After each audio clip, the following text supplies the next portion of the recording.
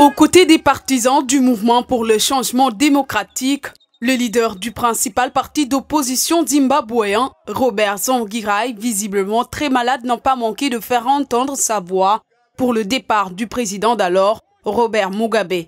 Le rejet du gouvernement de Robert Mugabe n'a pas commencé aujourd'hui, il a commencé il y a longtemps. Pendant 10 ans, l'homme fort de l'opposition zimbabwéenne a mené une lutte farouche pour le départ de Mugabe. Aux élections de février 2002, il était certain de la victoire de son parti.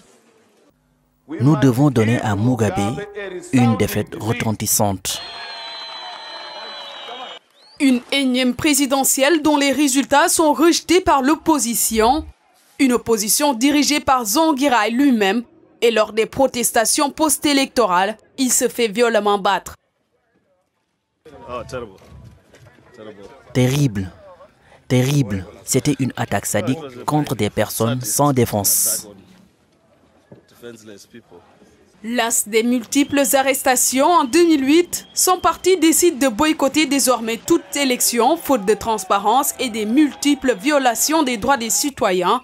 Mais en infatigable meneur, lors de la présidentielle de 2017, il remobilise ses troupes pour chasser définitivement Mugabe du pouvoir. Mugabe et la ZANU-FP pensent qu'ils vont remporter l'élection, mais sans liberté et transparence. Je pense que les prochaines élections souffriront naturellement de légitimité, peu importe le vainqueur. Hospitalisé dans un état critique en Afrique du Sud, la santé du chef de l'opposition zimbabwéenne s'est rapidement détériorée selon ses proches. La succession de Tsvangirai tarde ainsi à être réglée et risque de déchirer l'opposition. Et pour éviter toute contestation en interne, le parti va devoir organiser un congrès et voter.